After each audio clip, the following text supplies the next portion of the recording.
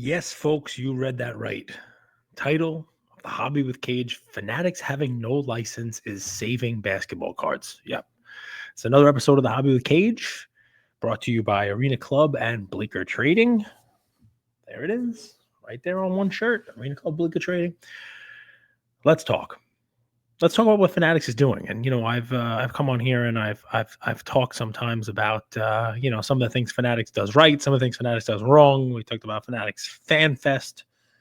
They got a wrestling festival coming up this year again. I'm sure that'll be a rousing success based on what I saw at the Fan Fest in New York.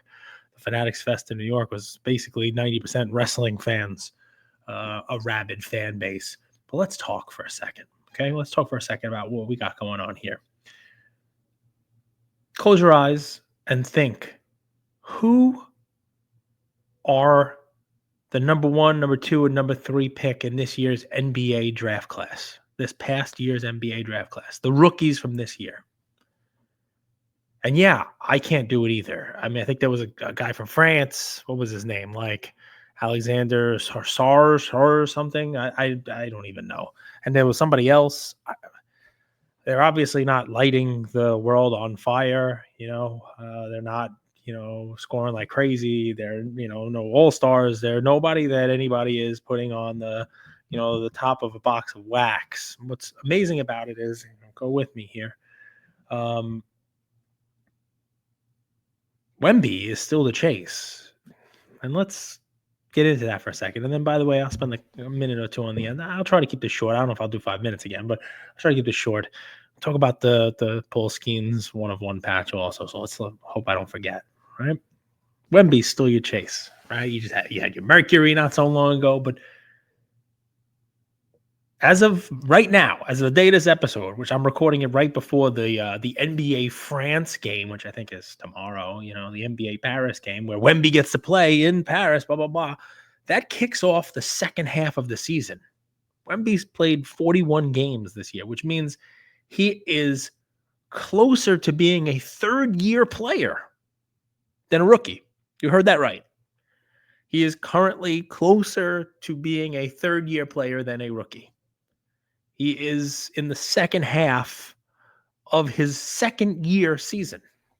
And yet, today, as I record this, finest basketball, I don't want to call it Chrome. It's not Chrome. It's NBA finest. The finest basketball comes out today with Wemby rookie all over it, right?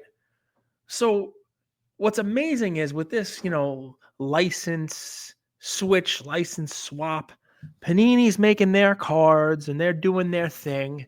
And, we had Topps come after and also before. Remember with Wemby, we're talking now a year and a half, more than that. Topps was making Bowman University, Bowman's best. He was still in his overseas uniform with autographs.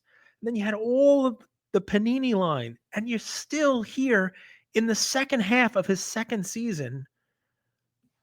Topps puts out NBA Chrome, NBA, now it's NBA Finest, and it's Wemby, and let's go get the Wemby cards and hopefully look for a Wemby autograph. And breakers are breaking it. I saw a dozen posts last night of people who got their Finest and tried to say they were breaking it last night, but then they couldn't because it was, before release day. Only certain people get to break early.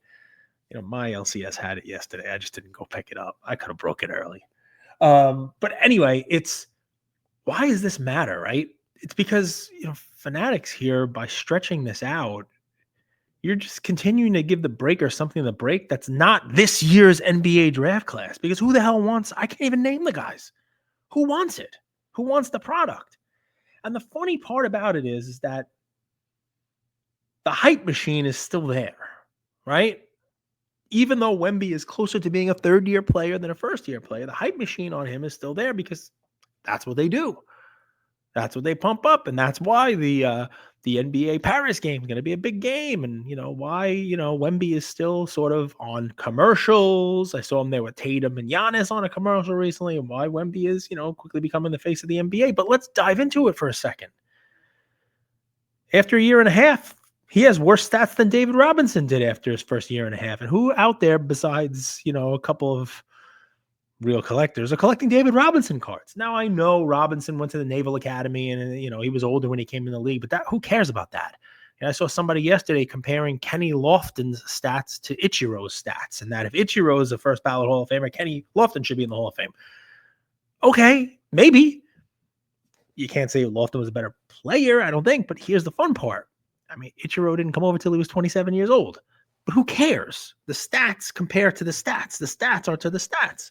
And right now, a year and a half worth of stats, Wemby's not as good as David Robinson. You know who else he's not as good as right now? Because, I mean, I just want to do this, right? Because the hype is different than the reality.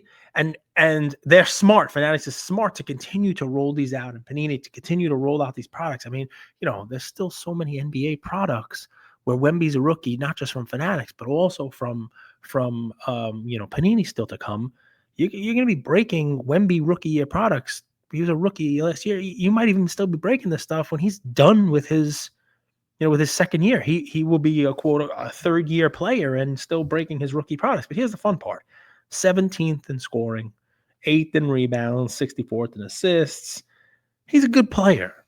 He's an all-star. He's a good player. But if you want to be realistic about it, I mean, the Knicks have 2 players on their teams. The Knicks, who no one cares about, have 2 players on their team that are averaging more points. 2 on one team averaging more points. All right. And there are, I like doing the fun comparison because Wemby, let's talk about like hobby darlings in the past, like LaMelo Ball, who was all but forgotten before this year. And yeah, I mean, people are starting to look at his cards again, but that's because he's averaging 30 points a game. But nobody's breaking products for LaMelo Ball. Nobody's hyping up LaMelo Ball. You don't see anybody like, hey, we got the LaMelo Ball release here. Come on and, we're open it up, right? Nope. Tyrese Maxey averaging more points than him. He's having a nice little season, nice little career. And, not many people buying Tyrese Maxey cards. I mean, he's got a following, but not the hype of Wemby. Anthony Edwards averaging more points than him. And, people are posting Ant ain't it. He's not the man. He's not who we thought he was going to be, right? De'Aaron Fox. I remember grading a lot of his Prism cards myself several years ago. Don't hear anything about him. Averaging significantly more points. Karl Anthony Towns was a big name. He's averaging more points than Wemby. Cade Cunningham. Who remembers when Cade Cunningham was the big guy? He's averaging more points than Wemby. Luka's not even on this list because he hasn't even really played that much, but Dallas would have 2 people averaging more than him too. And, Phoenix does too with, Durant and Booker. The point that I'm making here is that they need to stretch the Wemby. They need to stretch the hype. They need to stretch the release on him because, I mean, I don't know how far down on this list I'd have to go to find whoever the heck this year's guys are. I mean, I don't even know who it is. And what's funny is, I'll throw a little fun thing in there. Next year, if I'm Fanatics, I just jump right to the next draft class. Like, I might even skip this class. I don't even care. You know what I mean? Like, because who's gonna buy it? Think of how hard it's gonna be to sell it, right? Think of how hard it's gonna be to sell it. But Cooper Flag comes out next year, your flagship product, Cooper Flag. Now all of a sudden, who's to tell them they can't? You know what I mean? Who's to tell them they can't? I wouldn't buy this year's product. It's an interesting thing to think about. I haven't heard anybody mention at all, right? And maybe no one cares, but no one cares right now because the delay is a good thing, right? The delay is a good thing. Nobody cares on NBA products opening a year and a half after someone's actually a rookie because you are still getting Wemby rookie cards in it. No one's going to care about football if we're opening this rookie class into 2026 because Jaden Daniels is still there and Drake May will still be there and people will still be chasing those cards. But the rookie class for the NBA, I mean, if Fanatics wants to get money on the books and you got this licensing switch over, I mean, if I were them, I'd jump right into the next draft class because you got some actual players in it. You got at least, Cooper Flag if he comes out, right? You got somebody who, who people are going to be chasing and trying to get cards of. It's an interesting thing. It really is. especially with their, their license switch over and the whole deal. So it's just something I thought about, right? Because I mean, look, this is unlicensed finest. I'm not telling you guys to go and buy this. I'm going to open one box with my son for our Friday opening, probably get crap, probably go on Instagram and complain about how I paid $200 and something for a box of unlicensed trash and be mad about it. But you know what? It's $200. I'm mad. Whatever. I'm not telling you to go out and get your Wemby cards from Finest. There's enough assortment of Wemby that's out there. What I'm telling you is that breakers should be thrilled with what Fanatics is doing. And breakers who are, making their money off the back of Fanatics have to realize that Fanatics is going to continue to do what is in their best interest, which also happens to be in the best interest of the breakers for now. So if I'm a breaker, I'm sitting there going, let's go. I know what they're doing. Let's keep rolling it out. Let's keep the hype machine going. Let's keep printing. Let's keep making another release, and let's keep leaning on the anchor guy. Even though if you actually take a look at his stats, meh. What's going to be fun to see is if they actually do make a basketball release next year when Alexander Sarr is a second-year player, and you got to use him and whoever the hell else as the anchor to break dozens of products between Panini and Fanatics. What are the breakers going to do then? That's why I say Fanatics, just skip a year. It's an interesting thing to think about. It really is. So that's one. Two, the Paul Skeens 1/1 MLB debut patch, I'll just talk for 2 minutes on this, was pulled. I find the whole thing a little odd. There's a lot of specificity without any specificity. Topps is somehow the only person who knows who pulled it. That's weird. And they also know that it's an 11-year-old and where he's from.